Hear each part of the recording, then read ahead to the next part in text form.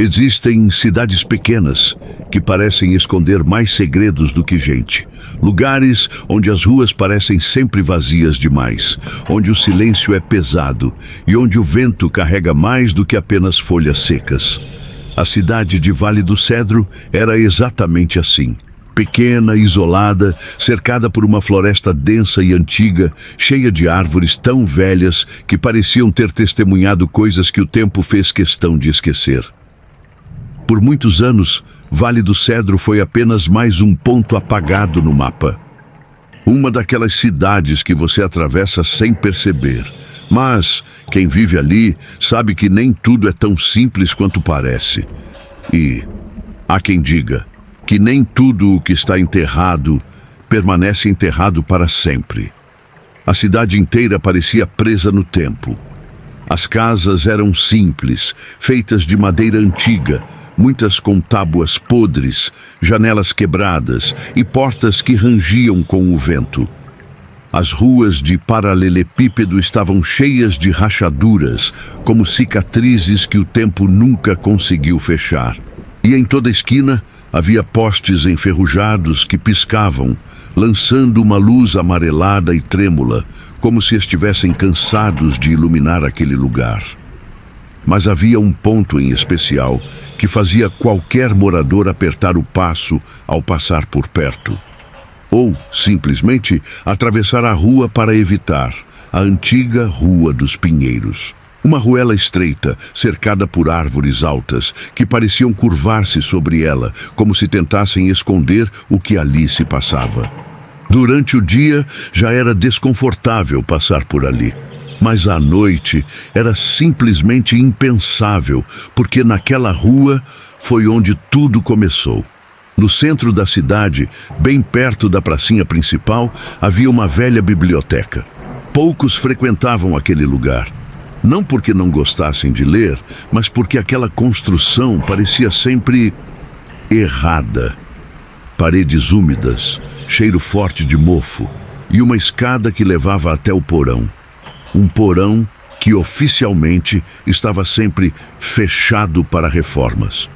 Ninguém falava muito sobre aquilo, nem sobre as coisas estranhas que alguns diziam ouvir vindo de lá. Lucas Ribeiro, 32 anos, documentarista. Lucas sempre teve um fascínio por histórias esquecidas. Aquelas lendas urbanas que as pessoas preferem fingir que não existem. Trabalhou anos viajando por cidades pequenas, gravando relatos, fazendo vídeos para seu canal no YouTube, onde compartilhava essas histórias sombrias.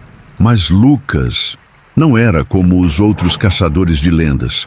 Ele não estava interessado apenas nos contos, ele queria respostas. E foi exatamente isso que o trouxe até Vale do Cedro. Cheguei, Lucas disse olhando ao redor, com a câmera em mãos, enquanto o gravador já rodava. A cidade parecia mais morta do que ele imaginava. Poucas pessoas nas ruas, muitas janelas fechadas, olhares desconfiados. Ok, começando gravação, ele falou, ajeitando o microfone. Estamos em Vale do Cedro, uma cidade marcada por uma lenda local que até hoje ninguém conseguiu explicar. A história do menino da blusa azul. Ele respirou fundo.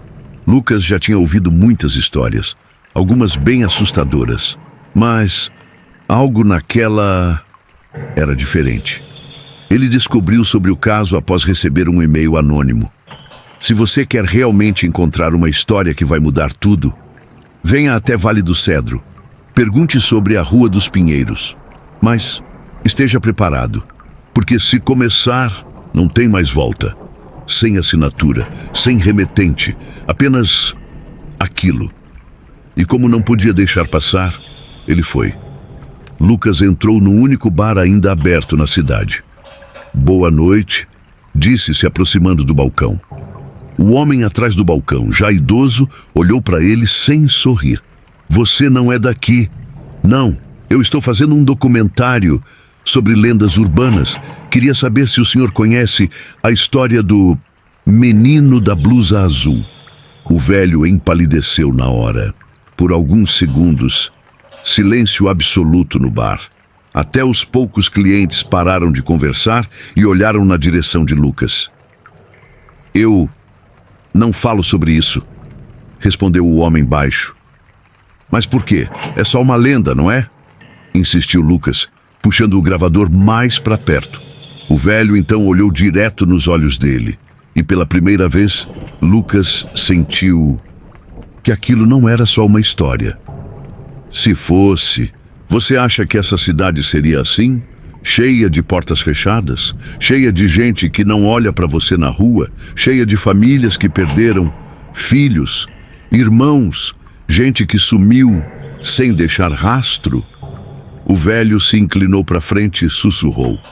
Se você quer mesmo saber, vá até a Rua dos Pinheiros, depois das 10 da noite. Mas leve uma coisa azul, uma blusa, um boné, qualquer coisa. Só assim ele vai te notar. Lucas engoliu seco. E se ele me notar? O velho sorriu, mas não era um sorriso amigável. Aí, que Deus te ajude.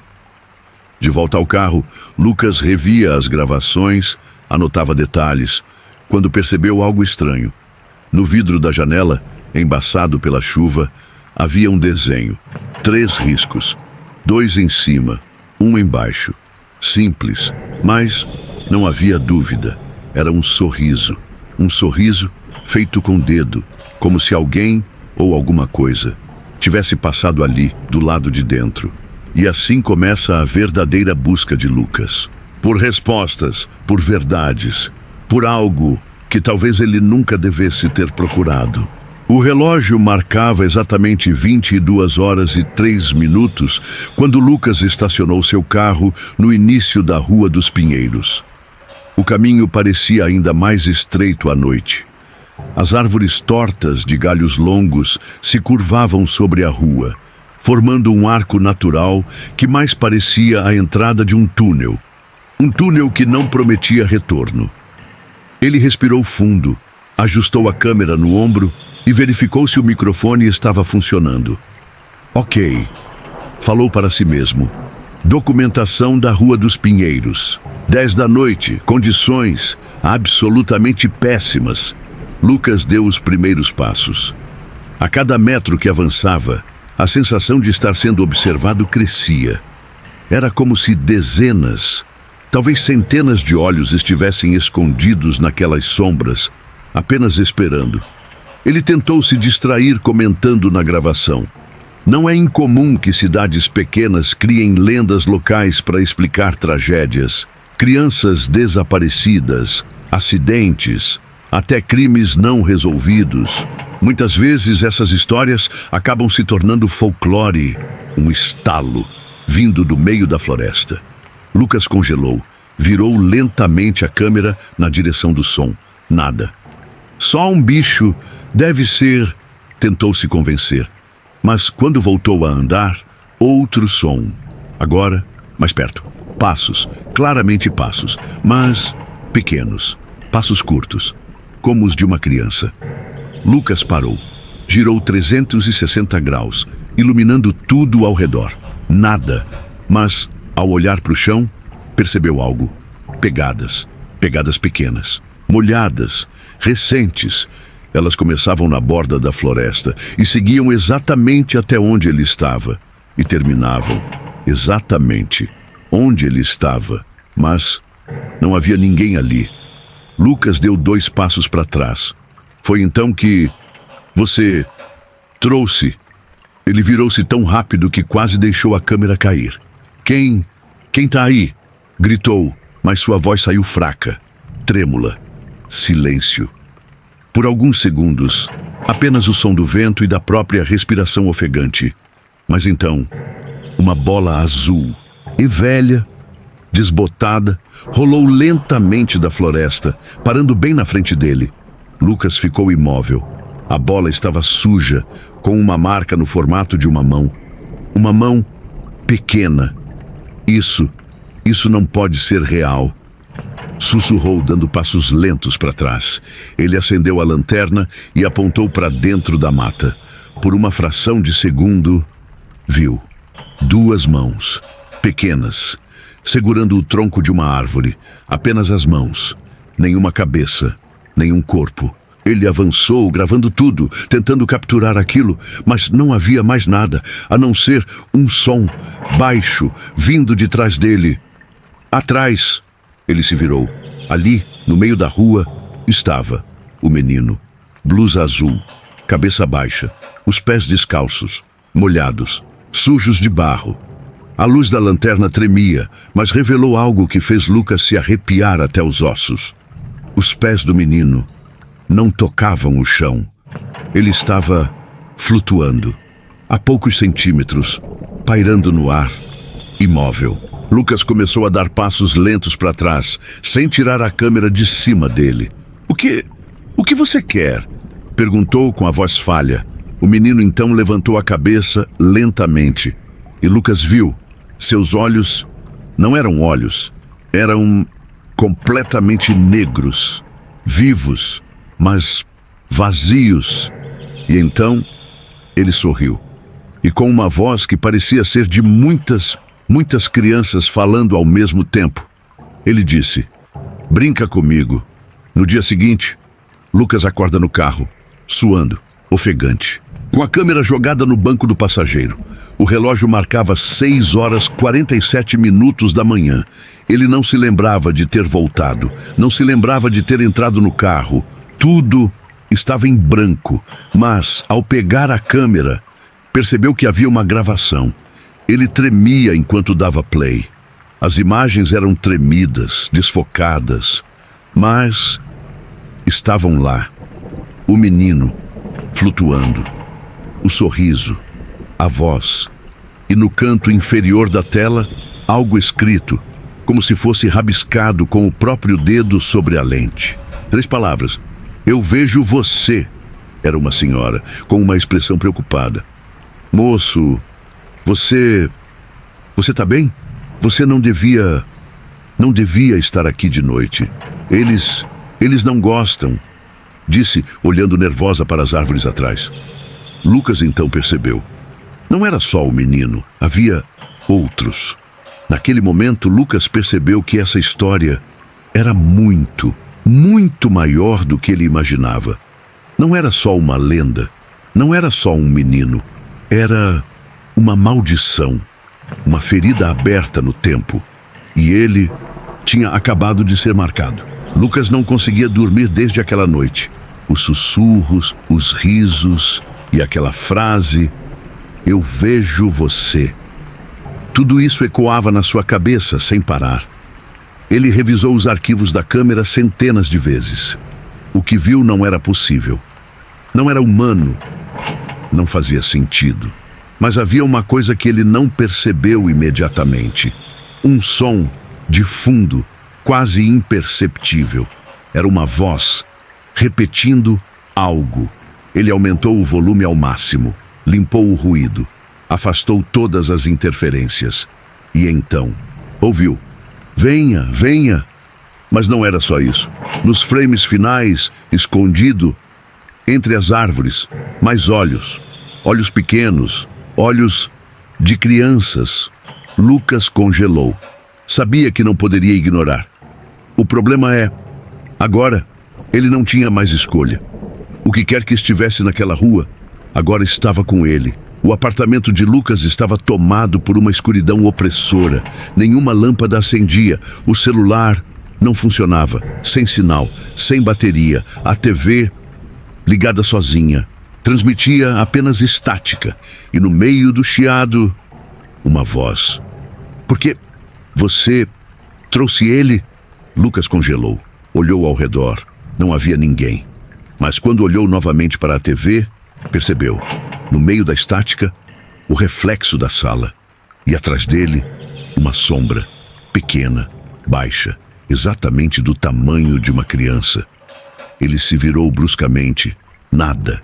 Mas então, ele correu até lá, puxou a cortina e viu, ali do lado de fora, na sacada do prédio, no 13º andar, o menino. Blusa azul, cabeça baixa, descalço, encharcado, com o mesmo sorriso impossível. e lentamente ele ergueu a mão e bateu no vidro mais uma vez. Lucas recuou, tropeçando. Não, não, você não pode estar aqui. Isso não é real, isso não é real, repetia, quase chorando.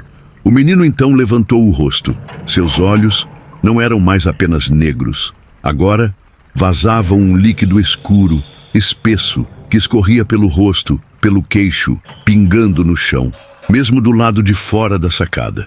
E então ele abriu a boca, não para falar, mas para gritar. As janelas estouraram. As luzes piscavam loucamente, mesmo estando cortadas. A TV explodiu em faíscas. Portas batiam, armários abriam e fechavam sozinhos. E no meio daquele caos, mãos pequenas, dezenas, saindo das paredes, do chão, do teto. Elas tentavam segurar Lucas, puxá-lo, arranhá-lo. Ele correu, chutando as mãos, derrubando móveis, tentando fugir de algo que não deveria existir.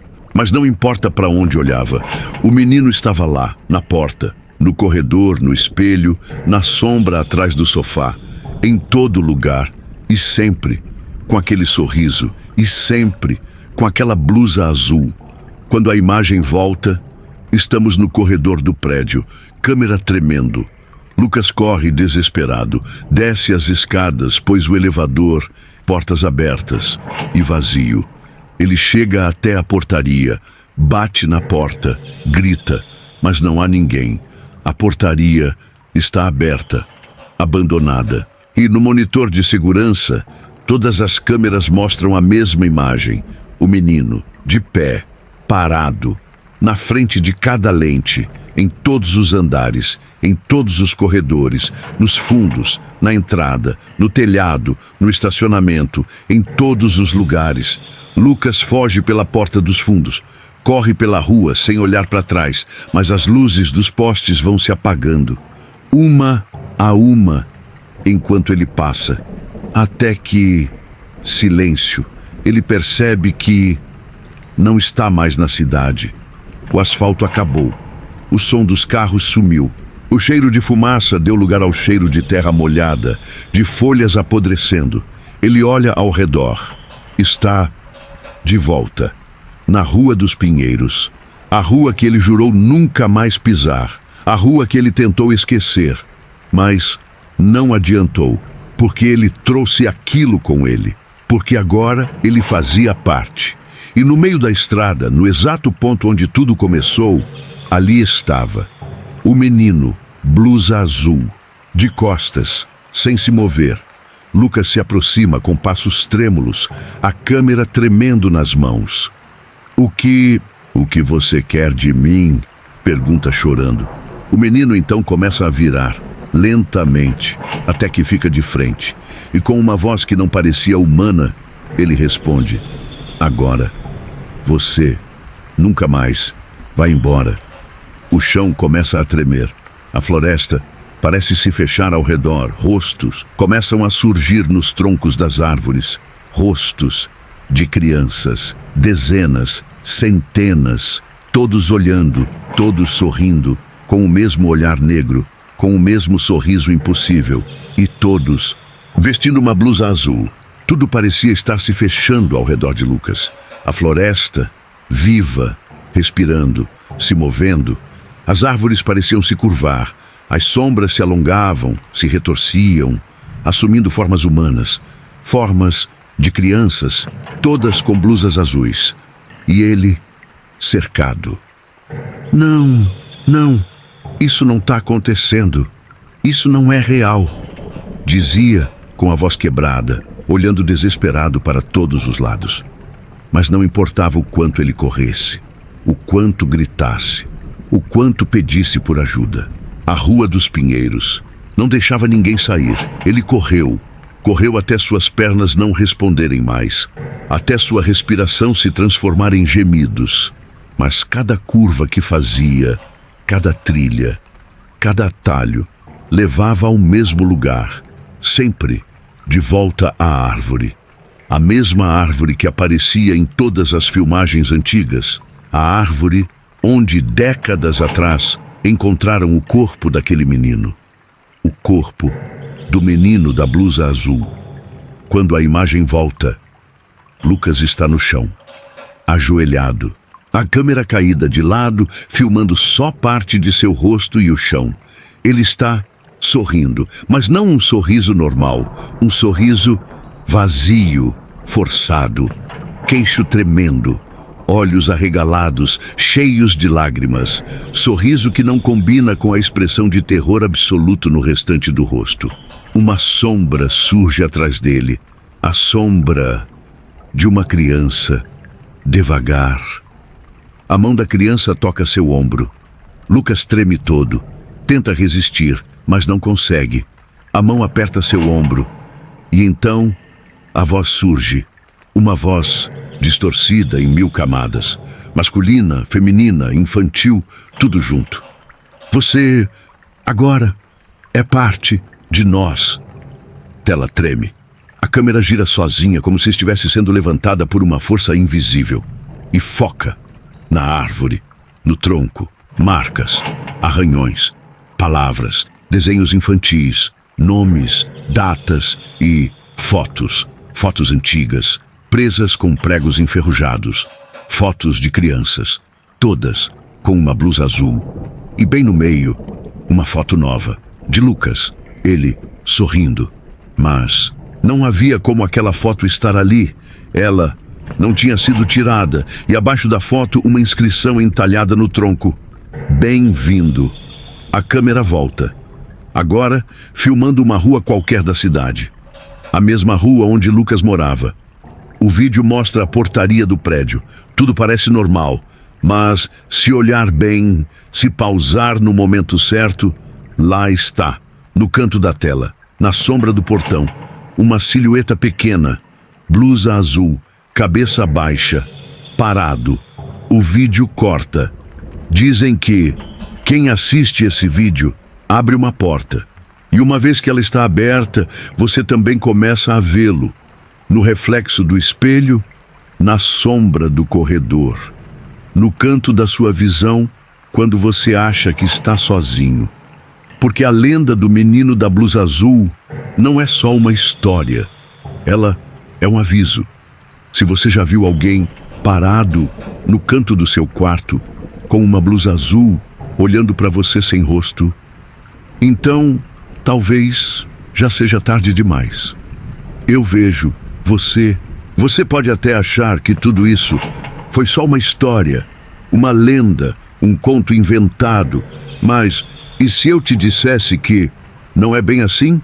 E se eu te dissesse que as gravações, os registros, as fotos e até os relatos são reais? Ao longo dos anos, dezenas de pessoas relataram ver ele, o menino da blusa azul, sempre do mesmo jeito, sempre nos mesmos lugares. Primeiro, nas ruas abandonadas, depois, nos becos da cidade, e então, nas próprias casas, nos corredores, nos quartos, nos espelhos, nas sombras. As pessoas contam que ele aparece no canto da visão.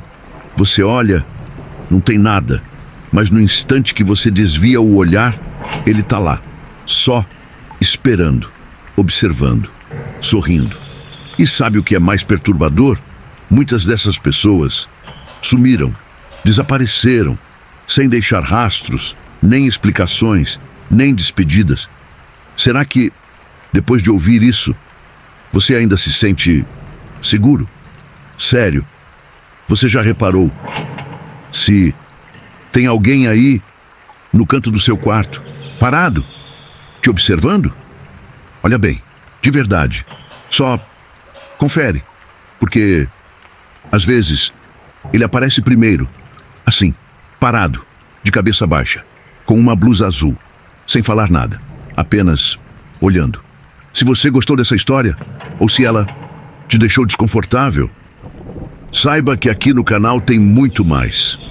Histórias que talvez você preferisse não ter ouvido. Mas agora que ouviu, não tem mais como esquecer. Deixa seu like, comenta se você já viveu algo assim e compartilha com quem você quer que também veja. E cuidado com quem te observa no escuro.